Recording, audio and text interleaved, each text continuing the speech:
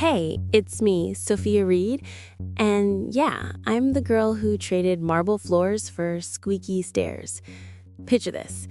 I'm dodging paparazzi and my dad's security detail, backpack slung over one shoulder, heart racing like I just chugged 3 espressos. I'm done with the penthouse life, the fake friends, the smile for the camera nonsense. I need real.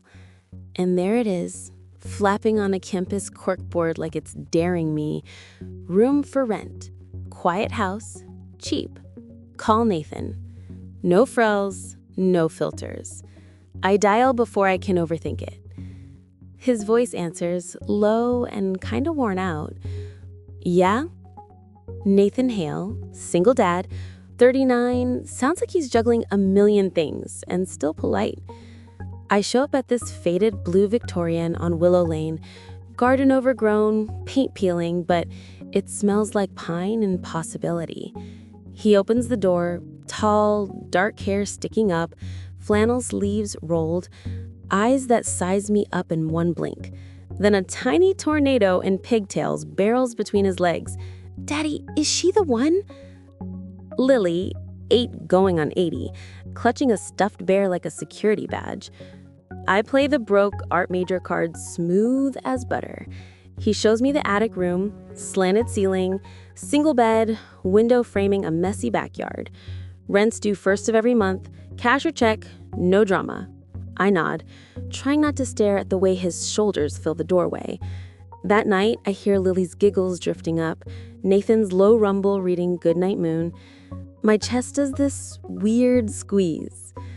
Little do I know, this flyer just lit the fuse on the wildest ride of my life. But hold up, next morning, everything flips. Next morning, everything flips when I wake to the sizzle and pop of bacon downstairs, mixed with that sweet buttery pancake aroma wafting up through the floorboards. I throw on my comfiest hoodie, the one I snagged from a thrift store to blend in, and pad down those squeaky stairs, my bare feet sticking a bit to the worn wood. The kitchen's tiny, all mismatched cabinets and a fridge that's humming like it's on its last leg, but it's buzzing with life. Lily's already at the table, swinging her little legs like she's on a playground, her pigtails still messy from sleep, and there's syrup smeared across her chin like war paint.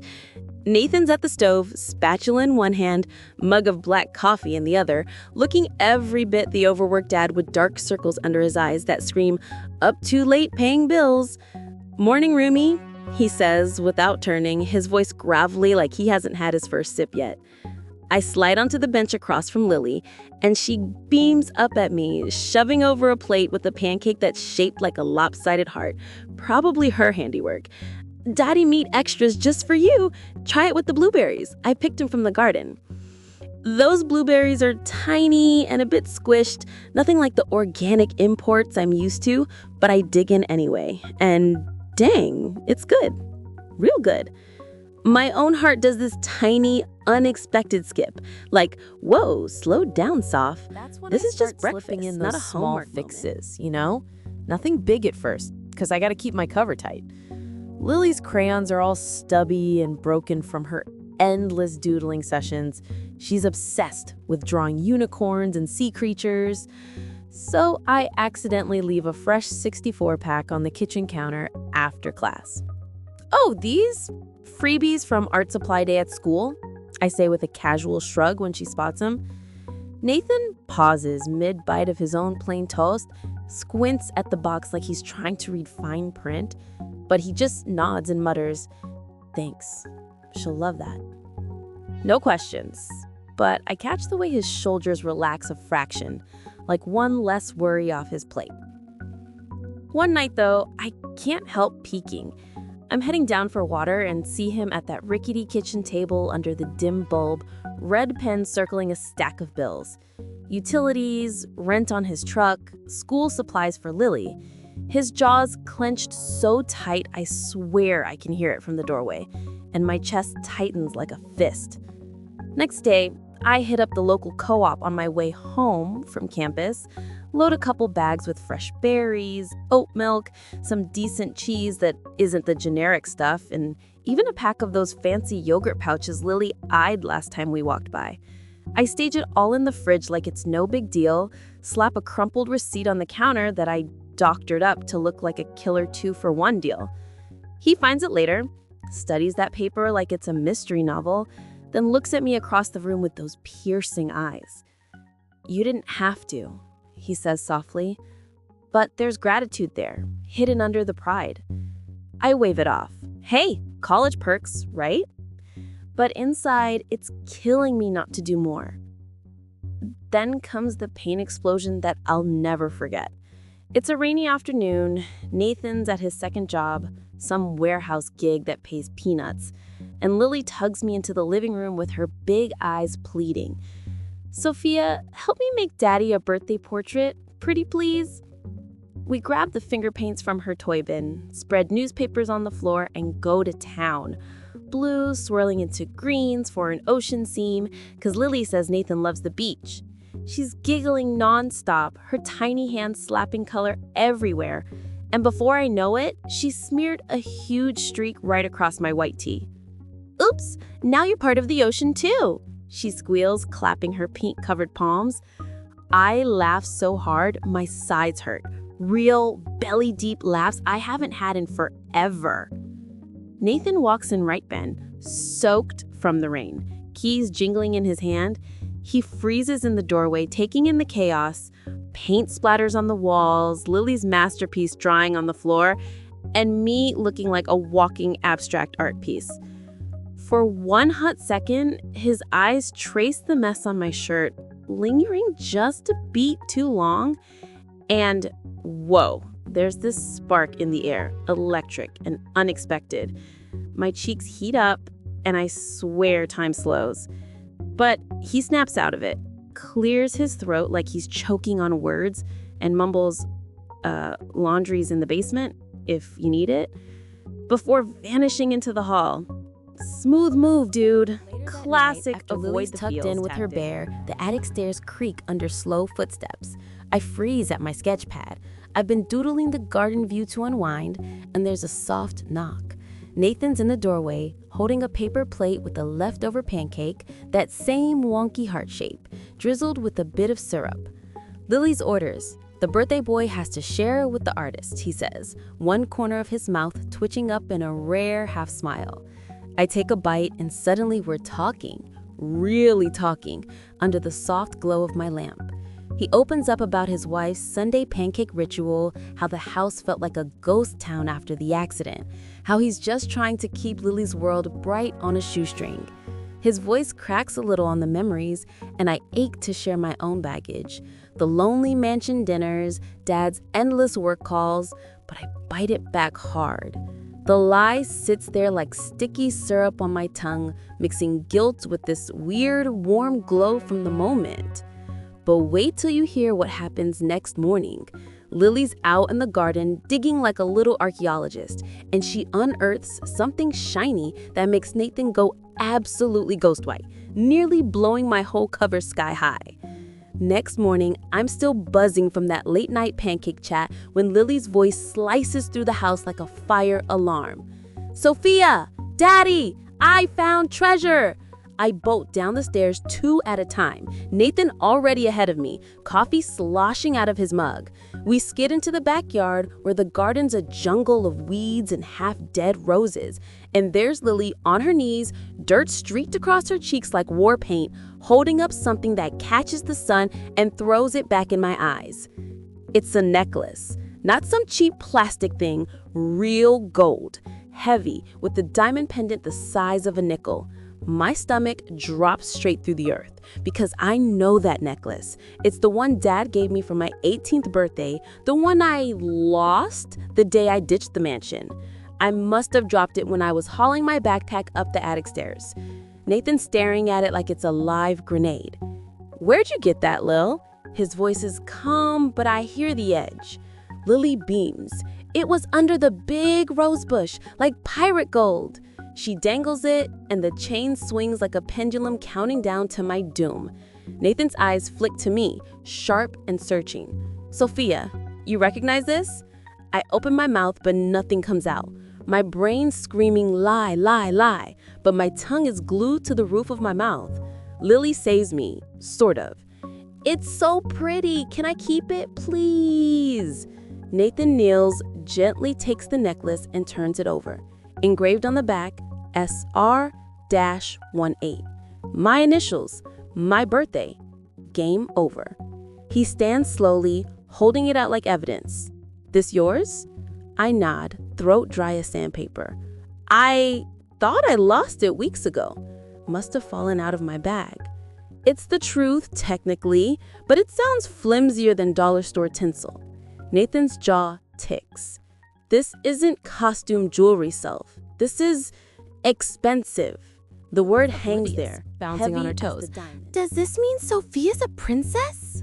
Nathan doesn't laugh. He pockets the necklace, says, "We'll talk later," and herds Lily inside for breakfast. I'm left in the garden, heart hammering, weeds poking my bare ankles like they're judging me. The rest of the day is torture. Nathan's polite but distant, won't meet my eyes when I pass him the syrup, mutters thanks like it hurts.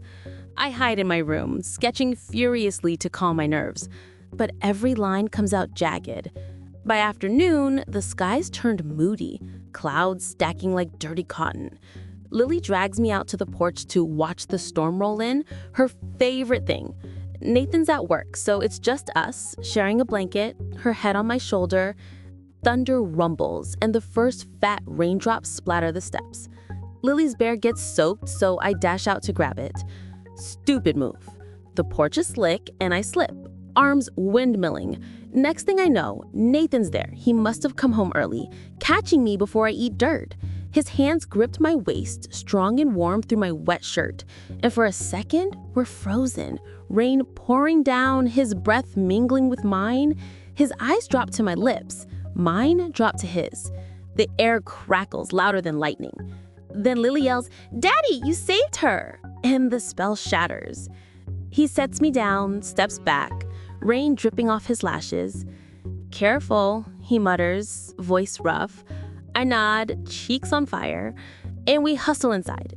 But as I towel off in the bathroom, I catch my reflection, hair plastered, mascara smudged, looking like a drowned rat, and I'm grinning like an idiot, because for one heartbeat, he saw me, not the lie, me. That night, the storm knocks out the power. Candles flicker in the living room, casting shadows that dance across the walls. Lily's asleep on the couch, bear tucked under her chin. Nathan and I are on the floor, backs against the coffee table, sharing a bag of stale marshmallows because the fridge is dead. The necklace sits between us like a third person. He finally breaks the silence. "That thing's worth more than my truck." I wince. I know. He turns it over in his fingers. "Why'd you lie?"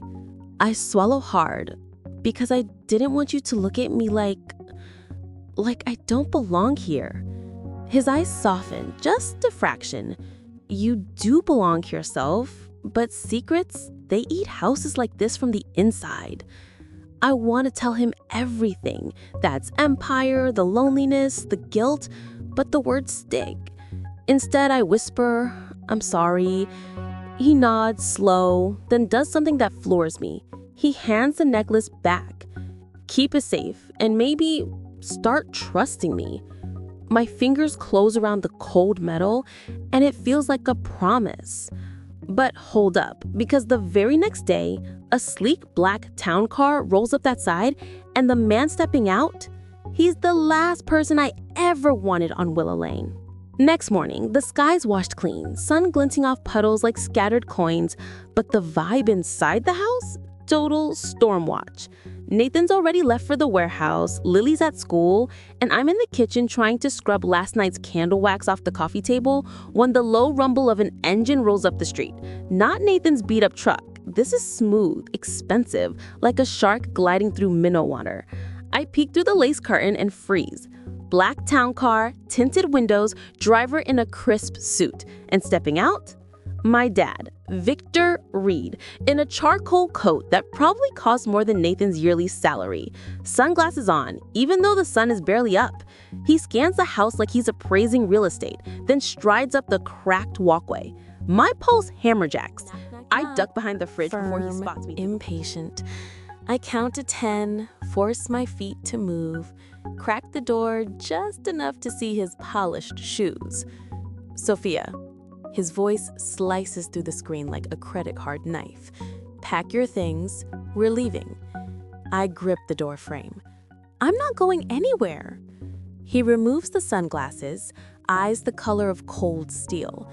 This experiment ends now. I've indulged your rebellion long enough. Behind him, the driver leans against the car, arms crossed, looking bored. Neighbors are already peeking from curtains. Mrs. Henderson across the street has her phone out, probably live streaming to the block chat. I step onto the porch, pull the door shut so Lily's drawings don't get rained on if this turns into a scene.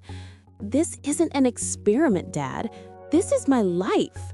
He scoffs, gestures at the peeling paint, the sagging gutter. This is a setback. You're a Reed. Reeds don't live in... He stops, like the word shack is too vulgar to say. I laugh, sharp and bitter. Newsflash, I'm happier eating burnt pancakes than choking on caviar with your boardroom vultures. His jaw tightens.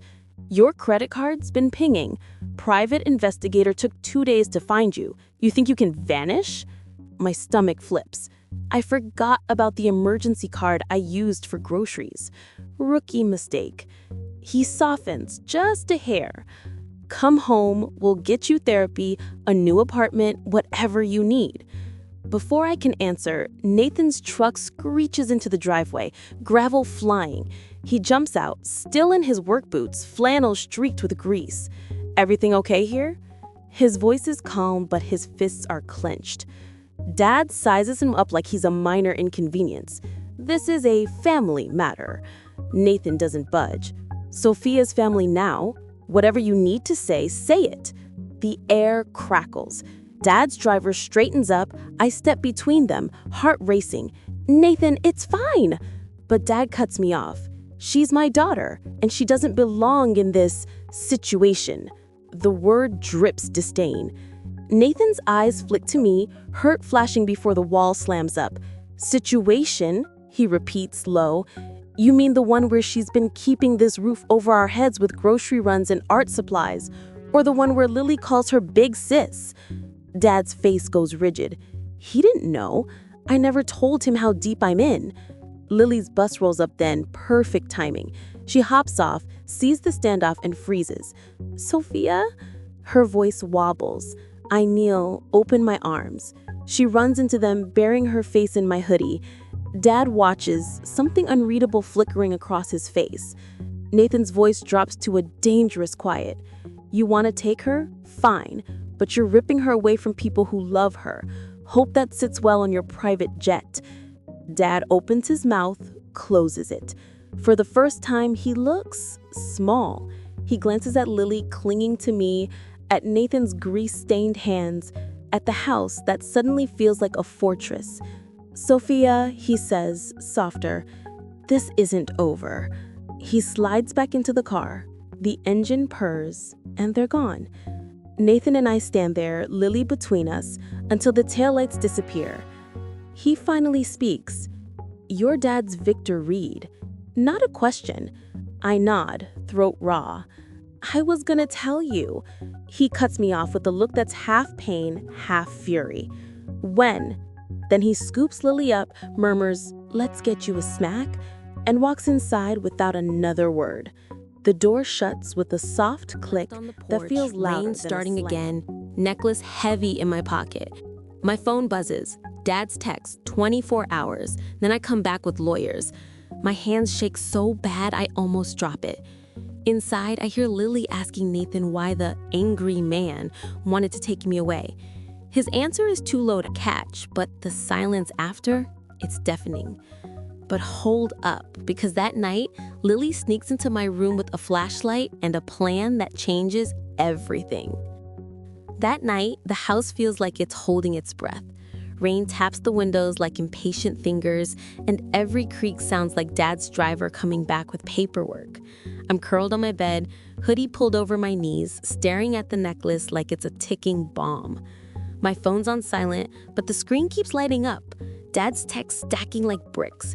You're throwing away your future. This isn't a game. I'll cut you off completely. Each one lands heavier than the last. Then soft knock knock. The door cracks open, and Lily's there, in her unicorn pajamas, flashlight under her chin like she's telling ghost stories. "Sophia," she whispers, "we have to save you." My heart cracks right down the middle. She tiptoes in, shuts the door with exaggerated care, and plops on my bed. "Daddy's sad. He thinks you're gonna leave, but I have a plan."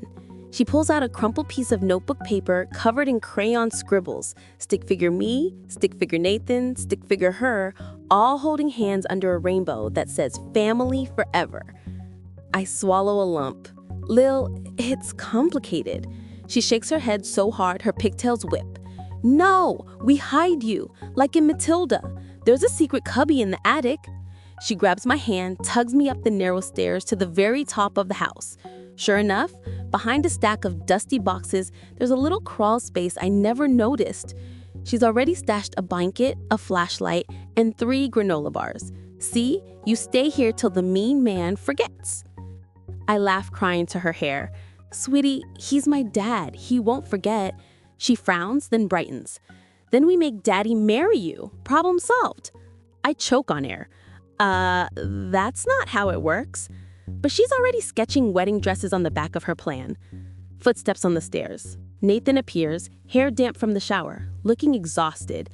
"Lily, bedtime." His voice is gentle but firm. She hugs me tight. "Don't go," she whispers, then scampers past him. He lingers in the doorway, eyes on the cubby. "She's been up here an hour," he says quietly. "Building a fortress." I nod, throat tight. She thinks love fixes everything. He wugs the back of his neck. "Doesn't it?" The question hangs. I want to say yes. Want to spill how this creaky house feels more like home than any penthouse. How his burnt pancakes taste like safety. How Lily's crayon rainbows make me believe in magic again. Instead, I chicken out. I don't know what to do. He steps closer, close enough I smell soap and sawdust. His hand brushes mine, calloused thumb tracing my knuckles, and for one dizzy second, I think he's gonna kiss me.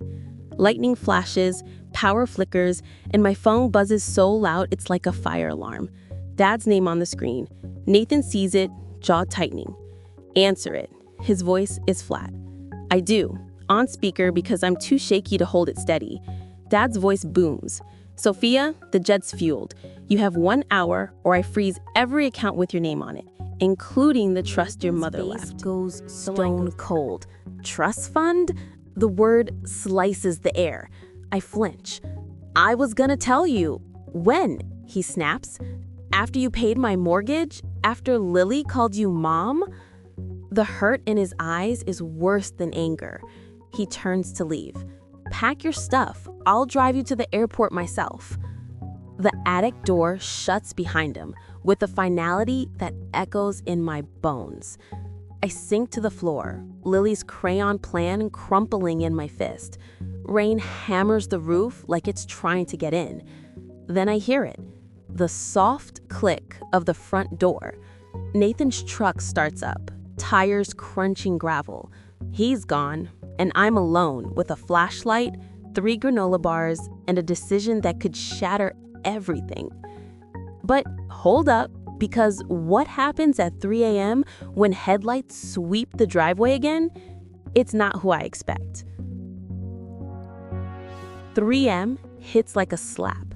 Rain's pounding the roof so hard it sounds like a drum solo, and I'm still in the attic cubby, knees to chest, Lily's crayon plan clutched like a lifeline. The granola bars are gone. I stress ate them. My phone's dead, necklace cold against my collarbone, and every creak in the house feels like Dad's lawyers kicking down the door. Then, headlights. 2 beams slice through the dark, slow and deliberate, not Nathan's truck rumble. My heart hammers. I crawl to the tiny attic window, peer through the grimy glass. A silver SUV, not the black town car. Doors open, 2 figures under umbrellas. One's tall, broad, the other's tiny, bouncing. Wait, Lily? I fly down the stairs, barefoot, hoodies soaked from the attic leak. Front doors unlocked, Nathan must have forgotten in his storm out. I yank it open, just as they hit the porch. Nathan's drenched, hair plastered, grease still on his forearms. Lily's in her rain boots and unicorn pajamas, bear dangling by one ear. She launches at me. "Sophia, we came back!" Nathan's eyes are red-rimmed, like he's been crying or driving through hell. Maybe both. "He couldn't do it," he mutters, voice raw. "Couldn't put you on that plane." Lily tugs his hand. "Tell her the plan, Daddy." He exhales, rain dripping off his lashes. "Got a buddy with the cabin, middle of nowhere. No cell service. We hole up till your dad cools off, or till we figure something out." I blink. "You'd hide me? Risk everything?"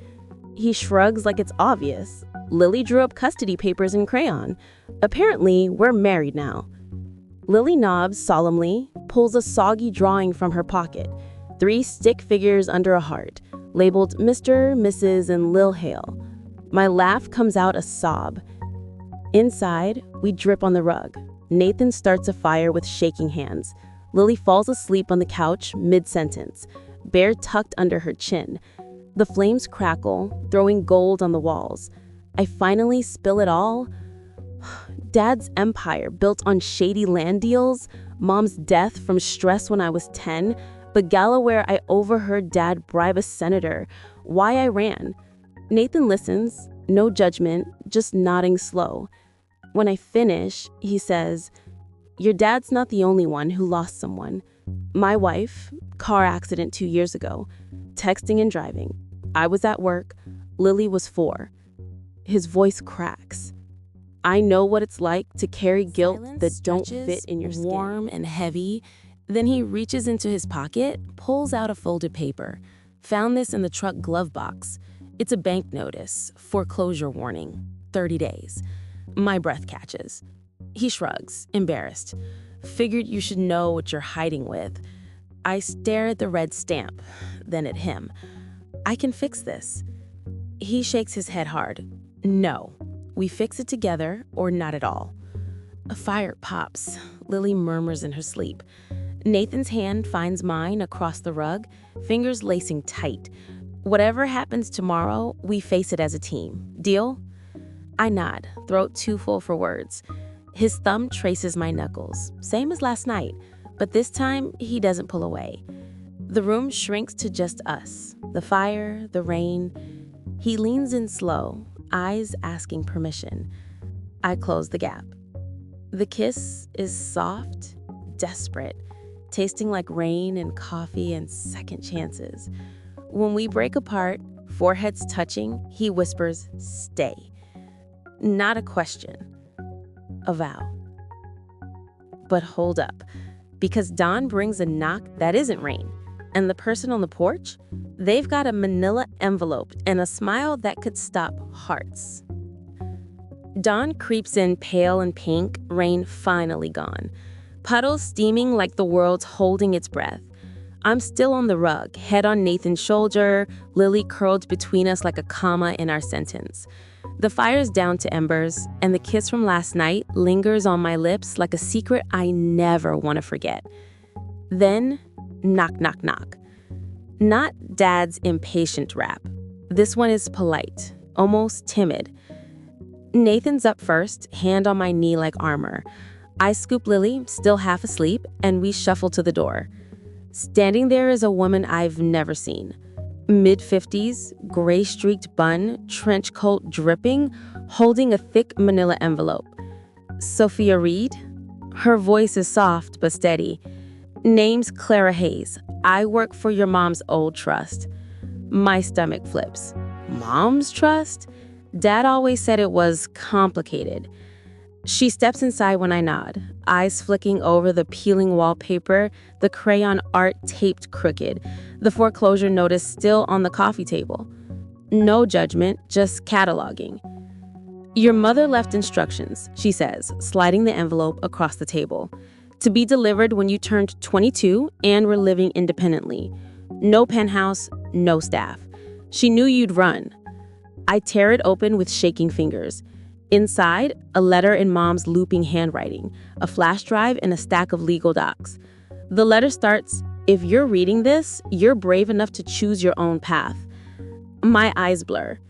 She writes about watching Dad's empire swallow her joy and how she hid money in a separate trust, millions, tied to a nonprofit for affordable housing. Use it to build homes, not cages.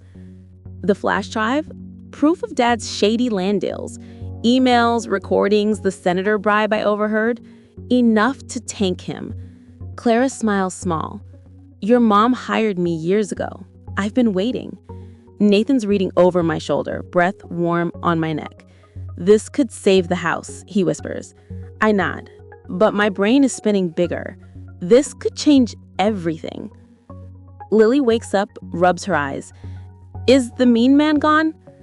Clara kneels. "He will be, sweetie."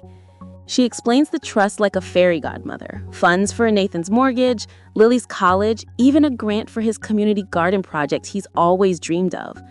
But there's a catch. I have to confront Dad publicly, release the evidence, or the trust dissolves. Nathan's hand finds mine. "Your call." I look at Lily's sleepy grin, at the foreclosure notice, and at the man who kissed me like tomorrow wasn't guaranteed. I say, "We do this together." He squeezes once. Deal. Clara calls lawyers. Nathan digs up his own evidence of Dad's company trying to bulldoze the neighborhood park for condos. I draft a statement. By night, the living room's a war room. Laptops glowing, coffee mugs breeding, Lily coloring "Save the Park" posters. Nathan catches my eye across the chaos and mouths, "You got this." My chest swells so big, I swear it'll burst. Midnight, Dad's jet lands. He storms the porch, face thunder. But this time, I'm ready. Clara's beside me, Nathan's at my back, Lily clutching my leg. Dad starts yelling about lawsuits, but I cut him off. Sign the park over to the community trust, resign from the shady deals, or this goes viral at 9 a.m. I hold up the flash drive. His eyes dart to the foreclosure notice on the table. Clara slipped it there like bait. For the first time, he looks cornered. He tries bluster, then bargaining, then silence. Lily tugs his coat. "You can still be Sophia's dad. Just be nice." Something cracks in his face. He signs the papers Clara slides over, hands shaking. "This isn't over," he mutters, but his voice is hollow. As he walks to the car, he pauses. "Your mother would have been proud." Then he's gone. The porch light flickers. Nathan pulls me close, Lily sandwiched between us. "We did it," I whisper. He kisses my temple. We did. But hold up, because it's next morning and a moving truck rolls up. And what's inside? It's going to make Lily scream louder than Christmas. Okay, y'all, grab your tissues and your iced coffee, because this is the part where the fairy tale stops being a story and starts being my life. The sun's barely up, golden light spilling through the kitchen window like it's personally invested in our happy ending, and I'm at the stove flipping pancakes. Yes, I've graduated to full-on Sunday morning chef status. Batter sizzling, blueberries popping, and Lily's already at the table in her new unicorn slippers, swinging her legs and chanting, "Extra syrup, extra syrup." Nathan's leaning in the doorway, arms crossed, watching me like I'm the best thing since sliced bread. My heart does that little flip it's been doing nonstop since the kiss. Then, rumble, rumble, rumble, a massive white moving truck backs into the driveway, air brakes hissing like it's announcing royalty. Lily's nose smashes against the glass. "Sophia, is Santa early?" Nathan drops his coffee mug, clatter, splash, whoops, and we all pile onto the porch barefoot. The driver hops out, clipboard in hand, and Clara, Mom's trust ninja, slides from the passenger seat with a grin wider than the Grand Canyon. "Special delivery for the Hale Reed residents," she sing-songs. The ramp lowers, and the first thing that rolls out is a red and yellow playset straight out of Lily's wildest dreams. Slide, swings, monkey bars, even a little crow's nest tower. Lily screams, like full-on Disney princess meets concert-level scream, and launches off the porch, Bear flying behind her like a cape. It has a pirate flag, she shrieks, already climbing. Next come the boxes. Garden starter kit, seedlings, fancy soil, a rain barrel Nathan's been drooling on Pinterest. Then furniture, sturdy oak kitchen table that doesn't wobble, bunk beds for Lily with built-in fairy lights, a real desk for me with drawers that actually close. Clara winks. Your mom's trust had a make-it-home fund. She wanted roots, not penthouses. Nathan's jaw is on the actual ground. This is insane. I nudge him. Get used to it, Hale. We're officially a glorious upgraded. mess. Neighbors bringing lemonade, kids testing the slide, Miss Henderson live streaming to the block chat. Nathan finds me behind the compost bin. Yes, we have a compost bin now. Pulls me close, grease still on his forearms from helping the driver. You turned our fixer-upper into a legit home, he says, voice thick. I laugh into his flannel. We did, remember? Teamwork makes the dream work. Lily barrels between us, face smeared with dirt and pure joy. Group hug! We collapse into a sweaty, giggling pile. Then she grabs both our hands, eyes sparkling. Now can we get the dog? Nathan groans. I'm already nodding. Negotiations after cake, kiddo. Afternoon turns golden hour magic. The playset's fully assembled, Nathan on ladder duty, me passing screws, Lily supervising with the juice box. Garden beds are outlined, new tables set with mismatched plates in a mason jar of backyard daisies. Clara snaps a photo, us three, sun flared, laughing, and texts it to Dad. Family meeting, new address. His reply, a single thumbs up and a dog emoji. Progress, y'all. Night falls soft and slow. Lily's asleep in her new bunk, fairy lights twinkling, Bear tucked in the cubby. Nathan and I sneak out to the porch swing, another truck surprise. Lemonade gone warm, crickets dropping the beat. He laces our fingers, then does something that stops my heart. Pulls a tiny velvet box from his pocket. Been carrying this since the foreclosure scare. Was gonna wait for the perfect moment, but turns out every moment with you is perfect. He flips it open, a simple rose gold ring with a tiny diamond. Not flashy, just us. Sophia Reed, will you keep choosing burnt pancakes, crayon weddings, and this creaky house with me forever? My yes comes out a sob laugh, and I tackle him so hard the swing creaks. The kiss is fireworks, slow dance, and credits magic. All the feels. Headlights sweep the driveway one last time. Dad's town car, no driver this time. He steps out, hands in pockets, looking smaller than I've ever seen him. Clara meets him halfway, hands him a folder.